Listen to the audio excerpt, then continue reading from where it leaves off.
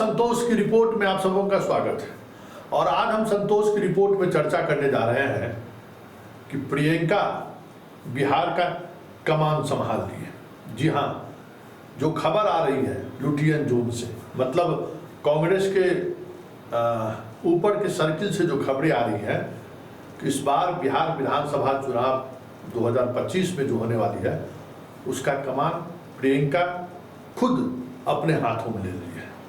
और संकेत है बिहार के जो दो प्रभारी बनाए गए हैं, सह प्रभारी बनाए गए हैं, वो दोनों के दोनों एक तो वामपंथी विचारधाराओं से जुड़ी हुई पार्टियों से ये कांग्रेस में आए और प्रियंका के बहुत ही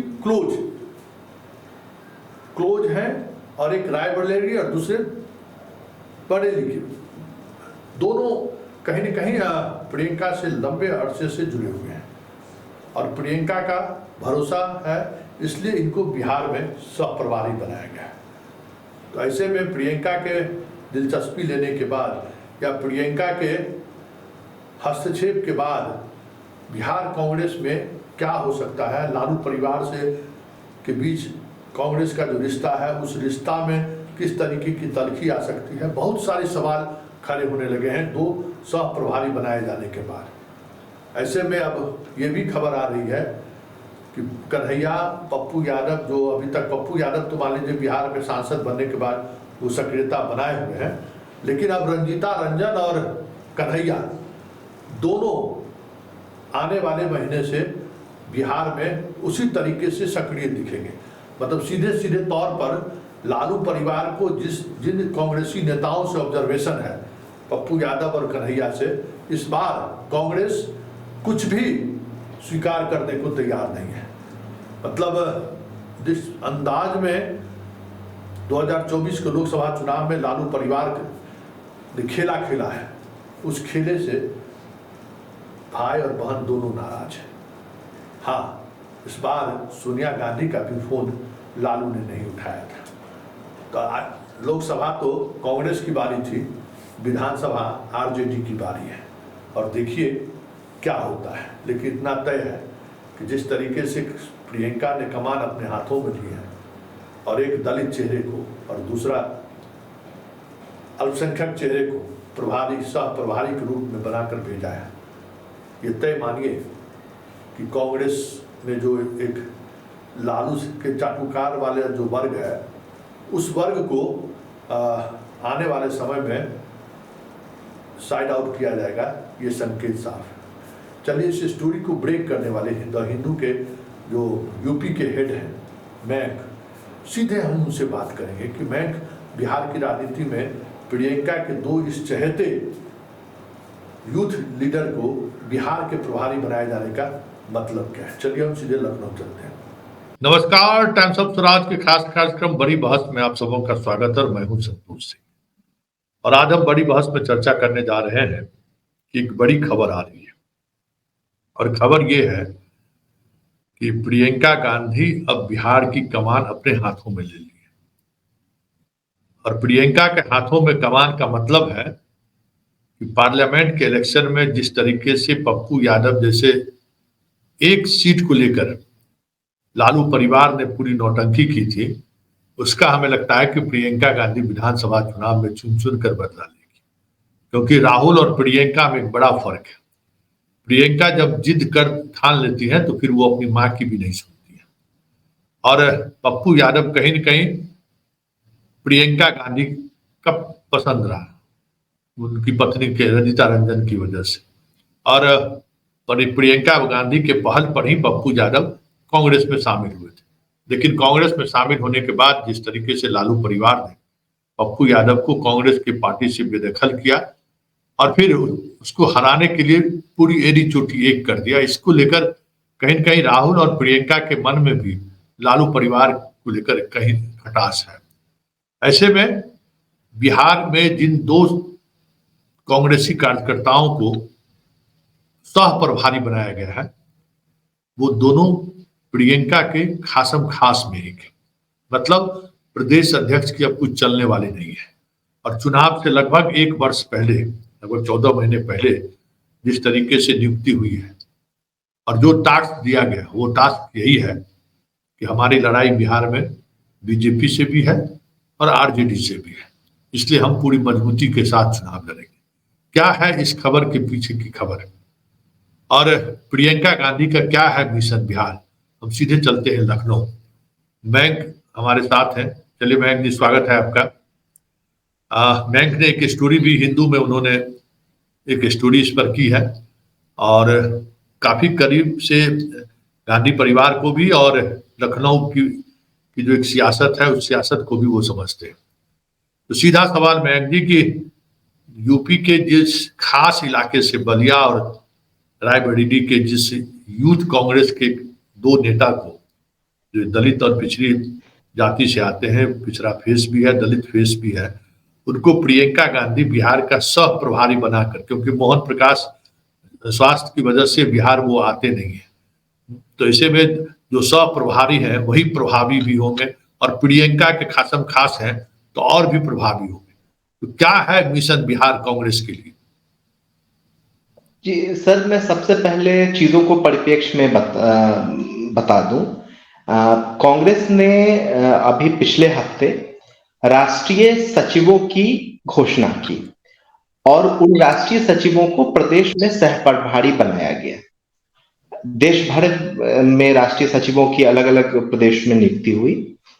बिहार में 3 सह प्रभारी बनाए गए राष्ट्रीय सचिव, एआईसीसी सेक्रेटरी जिनको कहते हैं। 2 उसमें उत्तर प्रदेश के हैं और वो दोनों प्रियंका गांधी वाड्रा के बहुत करीबी हैं। एक जनाब शाहनवाज आलम है जो उत्तर प्रदेश कांग्रेस माइनॉरिटी विंग के अभी अध्यक्ष थे, जो माइनॉरिटी विंग है उत्तर प्रदेश में कांग्रेस के अध्यक्ष थे, बलिया के रहने वाले हैं। और प्रियंका गांधी के वक्त ही 2018-19 में जब प्रियंका गांधी उत्तर प्रदेश कांग्रेस में प्रभारी बन के गई थी, उस वक्त ही वो कांग्रेस में शामिल हुए थे और लगातार प्रियंका गांधी की कोर टीम का हिस्सा रहे हैं और बहुत करीबी तरीके से उनके साथ काम करते रहे। दूसरे सज्जन जो है वो सुशील कुमार पासी हैं, वो रायबरेली के रहने वाले हैं और रायबरेली में जो अभी जो लोकसभा चुनाव हुए हैं उसमें बहुत एक्टिवली उन्होंने कांग्रेस के लिए काम किया।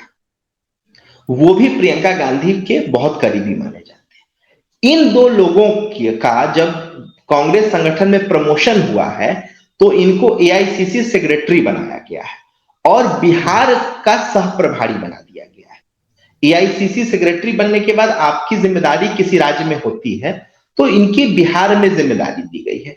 इसका मैसेज बड़ा क्लियर है कि कहीं ना कहीं कांग्रेस का जो आला कमान है वो ये मानता है कि उत्तर प्रदेश और बिहार में अपनी कमान रखनी पड़ेगी, क्योंकि ठीक है 52 से कांग्रेस 101 सीट पे तो आ गई लोकसभा में, 99 सीट अपने दम पे जीते हैं। 2-3 इंडिपेंडेंट कांग्रेस के हैं, जैसे पप्पू यादव हैं, महाराष्ट्र से एक सज्जन जीत के आए हैं।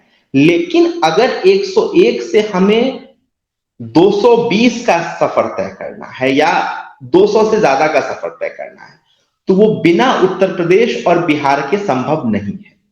कांग्रेस के जो रणनीतिकार हैं वो इस बात को जानते और समझते हैं। ये जो 2 लोग हैं, 3 ही मैं आपको बता दूं, उत्तर प्रदेश से सिर्फ 3 लोगों को राष्ट्रीय सचिव बनाया गया है। आप ये सोच सकते हैं कि इतना बड़ा राज्य उत्तर प्रदेश जहां से 80 लोकसभा सीट आती है, वहां से कांग्रेस को सिर्फ 3 लोग मिले राष्ट्रीय सचिव बनाने के लिए और उन 3 लोगों में 2 को बिहार की जिम्मेदारी दे दी गई। तो इसका सीधा मतलब है कि उत्तर प्रदेश और बिहार एक दूसरे को कॉम्प्लीमेंट करते हैं कांग्रेस के आलाकमान के नजर में, क्योंकि हालात दोनों प्रदेश में लगभग समान है। वहां अखिलेश यादव और समाजवादी पार्टी के साथ एक कांग्रेस का अलायंस है जिसमें समाजवादी पार्टी रूल करती है, निर्णय नीति निर्धारण में दबाव डालती है। उसी तरह से बिहार में हम सब जानते हैं कि लालू प्रसाद यादव कांग्रेस के नीति निर्धारण में एक बड़ा रोल अदा करते हैं। प्रदेश अध्यक्ष अखिलेश प्रसाद सिंह से जो उनके रिश्ते हैं वो जग जाहिर हैं, चाहे राज्यसभा भेजना हो या अन्य चीजें हो। कहीं ना कहीं ये आरोप लगता रहा बिहार में, आप जानते हैं इस बात को, कि कांग्रेस का जो बिहार में लीडरशिप है या कांग्रेस के जो लोग हैं बिहार, वो कहीं ना कहीं लालू प्रसाद यादव और राष्ट्रीय जनता दल की जो आकांक्षाएं हैं उसकी पूर्ति कर रहे हैं। जैसे पप्पू यादव को पूर्णिया से लोकसभा चुनाव लड़ने से रोका गया, जिस हिसाब से कांग्रेस आलाकमान दबाव बनाया गया कि पप्पू यादव को पार्टी से निकालिए, जबकि पप्पू यादव पार्टी में थे ही नहीं।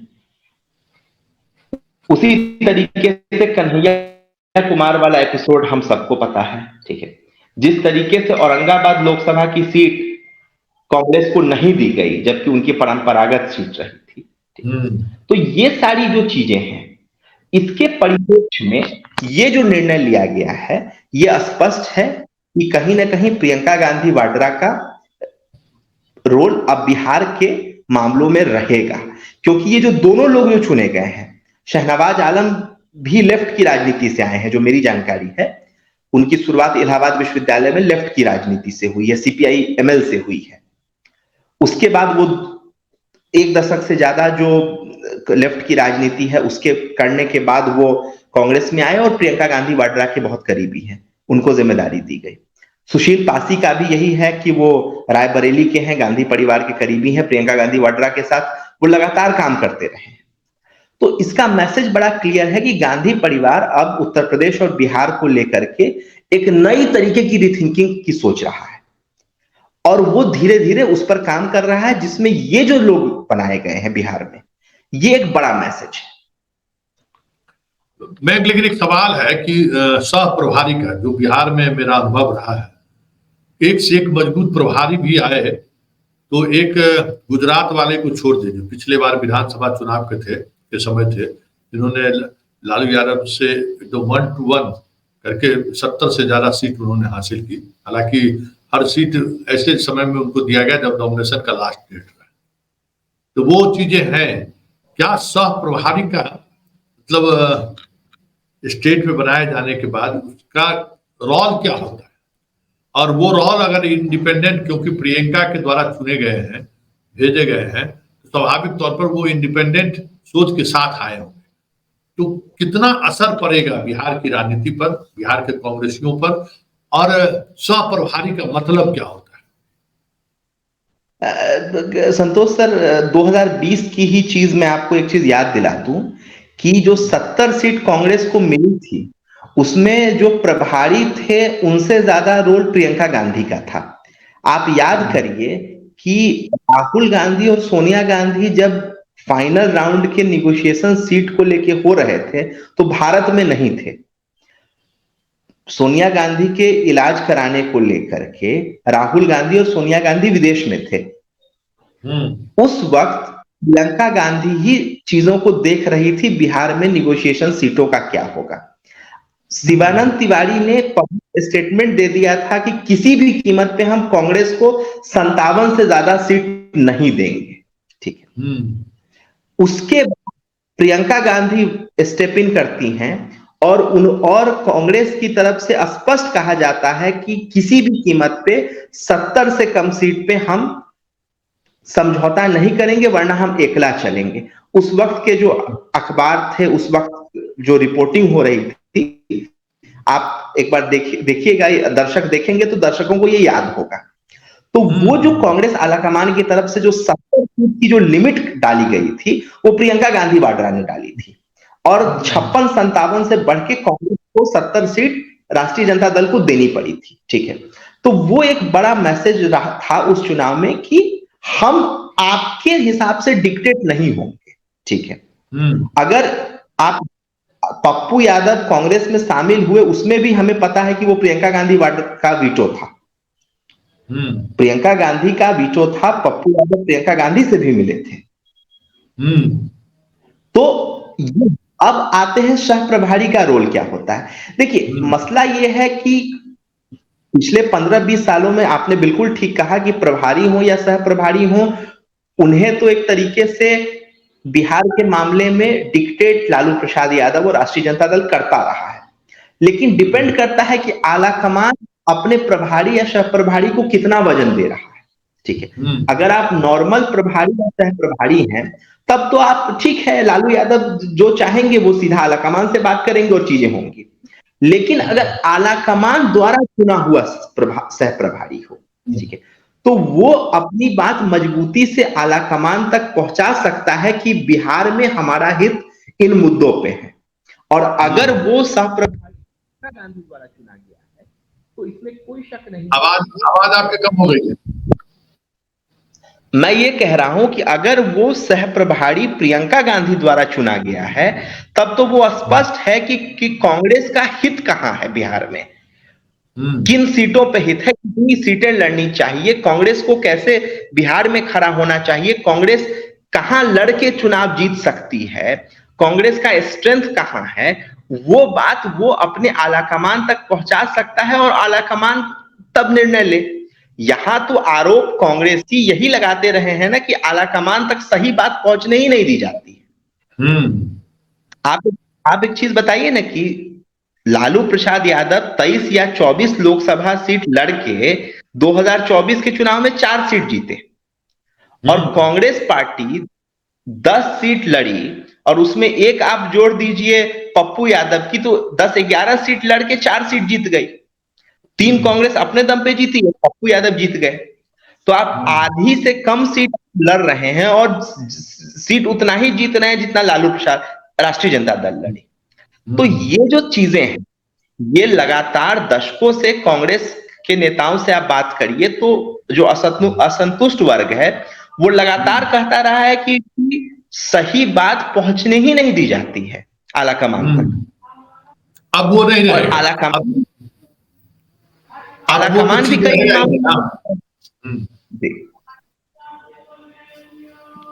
आलाकमान भी कई मामलों में रहता है, तो उसको कहीं ना कहीं अब ठीक करने की कोशिश की तरफ मैं इस पूरे निर्णय को देख रहा हूं। तो क्या प्रदेश अध्यक्ष, जिन पर लालू यादव के करीब होने की बात सामने हर वक्त ये बात आती है, क्योंकि अगर लालू के साथ निगोशिएशन करना है, लालू के साथ ही चुनाव लड़ना है, तो हमें लगता है कि प्रदेश अध्यक्ष के रूप में अखिलेश सिंह से बेहतर कोई और नहीं हो सकता है। लेकिन जो आप कह रहे हैं प्रियंका के पसंद के 2 प्रभारी यहाँ पे आए हैं, तो क्या प्रदेश अध्यक्ष चुनाव से ठीक पहले बदले जा सकते हैं क्या? इसकी सर संभावना तो बिल्कुल लग रही है। अगर हम लोग पिछले कुछ दिनों के कांग्रेस की अगर चीजों को देखें तो यह स्पष्ट लग रहा है कि एक जो बड़ा असंतुष्ट खेमा है वो लगातार प्रदेश अध्यक्ष के विरोध में दिल्ली में कैंपेनिंग कर रहा है। झारखंड के प्रदेश अध्यक्ष चुनाव से ठीक पहले बदल दिए गए ना।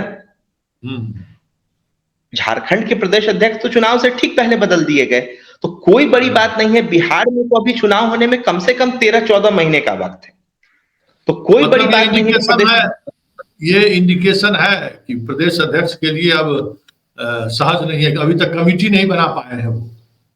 नहीं सर, क्या है ना कि कांग्रेस में वो कांग्रेस नहीं है जो 2024 लोकसभा चुनाव से पहले की कांग्रेस थी, ये हमें समझना होगा। 52 सीट लेकर के 2 राज्यों में सरकार बनाने वाली कांग्रेस जो बिल्कुल सहयोगियों के हिसाब से चल रही थी, वो कांग्रेस नहीं है। इस कांग्रेस में एनर्जी आ गई है।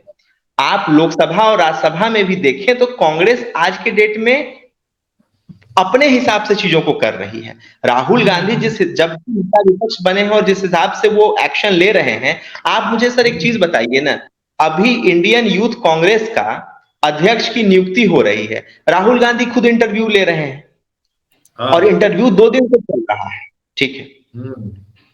तो कांग्रेस में जो बदलाव आया है उसकी बानगी बिहार में भी दिख रही है, और प्रियंका गांधी वाड्रा के लोगों का सह प्रभारी बन के आना और युवा लोगों का बन के आना, ये दिखाता है कि केंद्रीय नेतृत्व के नजर में बिहार भी टॉप प्रायोरिटी पे है।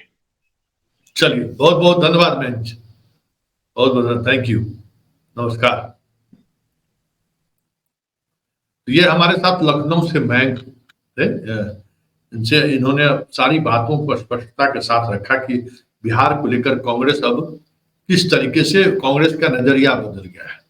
ऐसे में 2025 के विधानसभा चुनाव में जिस तरीके से लोकसभा चुनाव में काफी मनमर्जी लालू और तेजस्वी की चली, 2025 के विधानसभा चुनाव में वो मनमर्जी कांग्रेस के चली तो कोई बड़ी बात नहीं। चलिए, इस बड़ी बात को यही खत्म करते हैं। फिर किसी नए मुद्दों के साथ हमारी आपकी मुलाकात होगी। फिलहाल हमें इजाजत दीजिए। नमस्कार।